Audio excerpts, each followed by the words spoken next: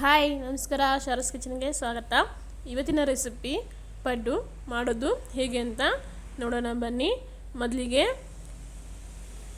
ನಾನು ರೇಷನ್ ಅಕ್ಕಿ ತೊಗೊಂಡಿರೋದು ಒಂದು 3 ಗ್ಲಾಸು ಅಕ್ಕಿ ಹಾಕಿದ್ದೀನಿ. ಇವನ್ನ ನೀರು ಹಾಕಿ ಚೆನ್ನಾಗಿ ವಾಶ್ ಮಾಡಿ 4 ರಿಂದ 5 ಗಂಟೆ ಕಾಲ ನೆನೆಯೋಕ್ಕೆ ಇಡ್ತಾಯಿದ್ದೀನಿ. ಹಾಗೆ ಮತ್ತು ಅರ್ಧ ಕಪ್ಪು ಉದ್ದಿನಬೇಳೆ, ಒಂದು ಸ್ವಲ್ಪ ತೊಗರಿಬೇಳೆ, ಸ್ವಲ್ಪ ಕಡಲೆಬೇಳೆ, ಒಂದು ಸ್ವಲ್ಪ ಮೆಂತ್ಯ ಕಾಳು ಹಾಕಿಬಿಟ್ಟು ನೀರು ಹಾಕಿ ಇದನ್ನು ನೆನೆಯೋಕ್ಕೆ ಬಿಡ್ತಾಯಿದ್ದೀನಿ. ಇವಾಗ ಇದಕ್ಕೆ ನೋಡಿ, ಇದೇ ಕಪ್ ಅಳ್ತಾಯಿದ್ದೆ, ಅರ್ಧ ಕಪ್ಪು ಅವಲಕ್ಕಿ ಹಾಕಿ ಇದಕ್ಕೂ ನೀರು ಹಾಕಿ ಇದ್ರ ನೆನೆಯೋಕ್ಕೆ ಬಿಡ್ತಾಯಿದ್ದೀನಿ. ಇವಾಗ ಇದು 5 ರಿಂದ 6 ಗಂಟೆಗಳ ಕಾಲ ನೆಂದಿದೆ. ಇವಾಗ ಇದನ್ನು ಮಿಕ್ಸಿಗೆ ಹಾಕ್ಕೊತಾ ಇದ್ದೀನಿ.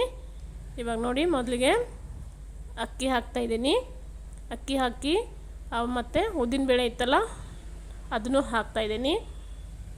ಹಾಕಿಬಿಟ್ಟು ಇದಕ್ಕೆ ಸ್ವಲ್ಪನೇ ನೀರು ಹಾಕ್ಕೊಂಡ್ಬಿಟ್ಟು ಸ್ವಲ್ಪ ಗಟ್ಟಿಗೆ ರುಬ್ಕೋಬೇಕು. ಜಾಸ್ತಿ ತೆಳ್ಳಗಾಗಬಾರ್ದು ಹಿಟ್ಟು.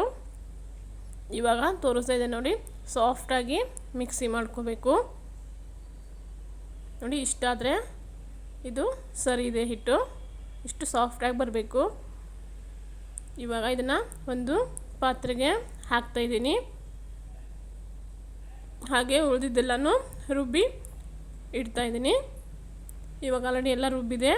ಇವಾಗಿನ ಚೆನ್ನಾಗಿ ಒಂದ್ಸಲ ಮಿಕ್ಸ್ ಮಾಡ್ಕೋಬೇಕು. ನೋಡಿ, ಈ ಥರ ಚೆನ್ನಾಗಿ ಎಷ್ಟು ಚೆನ್ನಾಗಿ ಕಲಿಸ್ತೀವೋ ಅಷ್ಟು ಚೆನ್ನಾಗಿ ಹಿಟ್ಟು ಬರುತ್ತೆ. ಇವಾಗ ನಾನು ಇದನ್ನು ಬೆಳಿಗ್ಗೆ ನೆನೆಗೆ ಹಾಕಿದ್ದೆ.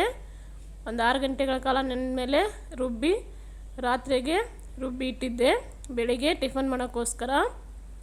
ಇವಾಗ ನೋಡಿ, ಇದನ್ನು ರಾತ್ರಿಗೆ ಇಡ್ತಾಯಿದ್ದೀನಿ ಮುಚ್ಚಳ ಮುಚ್ಚಿಟ್ಟು.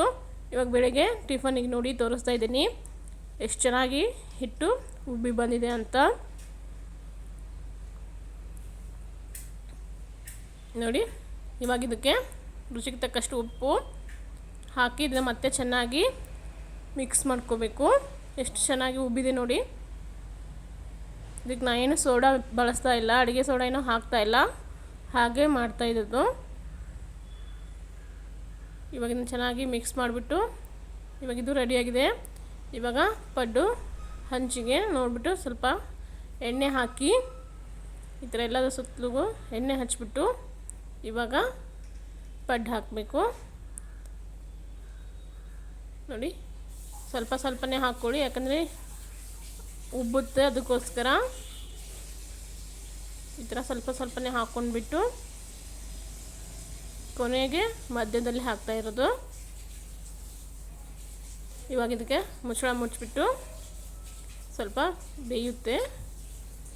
ಇವಾಗ ನೋಡಿ ತೋರಿಸ್ತಾ ಇದ್ದೀನಿ. ಇವಾಗಿದು ಸ್ವಲ್ಪ ರೆಡಿಯಾಗಿದೆ. ಇವಾಗಿನ ತಿರುವಿ ಹಾಕಬೇಕು. ಮೊದಲಿಗೆ ಸೆಂಟ್ರಲ್ಲಿರೋದನ್ನೇ ಹಾಕ್ತಾಯಿದ್ದೀನಿ, ಯಾಕಂದರೆ ಸೀದು ಹೋಗ್ಬಿಡುತ್ತೆ, ಅದಕ್ಕೋಸ್ಕರ ಲೋ ಫ್ಲೇಮಲ್ಲಿಟ್ಟೆ ಹಾಕಿದ್ದೆ, ಅಂದರೆ ಚೆನ್ನಾಗಿ ಬೆನೆಯುತ್ತೆ. ಹೈ ಫ್ಲೇಮ್ ಆಗಿಬಿಟ್ರೆ ಎಲ್ಲ ಸೀದು ಹೋಗ್ಬಿಡುತ್ತೆ, ಅದಕ್ಕೋಸ್ಕರ. ನೋಡಿ, ಇವಾಗಿದು ರೆಡಿಯಾಗಿದೆ. ಇದಕ್ಕೆ ಇನ್ನೂ ಸ್ವಲ್ಪ ಮೇಲ್ಗಡೆ ಸ್ವಲ್ಪ ಎಣ್ಣೆ ಹಚ್ತಾ ಇದ್ದೀನಿ. 2 ಸೈಡು ಚೆನ್ನಾಗಿ ಬೇಯಿಸ್ಕೋಬೇಕು. ನೋಡಿ, ಇವಾಗಿದು ರೆಡಿ ಆಯಿತು. ಒಂದು ಪ್ಲೇಟ್ಗೆ ಸರ್ವ್ ಮಾಡ್ತಾಯಿದ್ದೀನಿ. ಹಾಗೆ ಇದನ್ನು ಚಟ್ನಿ ಜೊತೆ ತಿನ್ಬೋದು, ಚೆನ್ನಾಗಿರುತ್ತೆ. ಹಾಗೆ ಈ ವಿಡಿಯೋ ಇಷ್ಟ ಆದರೆ ಲೈಕ್ ಮಾಡಿ, ಶೇರ್ ಮಾಡಿ, ಸಬ್ಸ್ಕ್ರೈಬ್ ಮಾಡಿ. Thank you.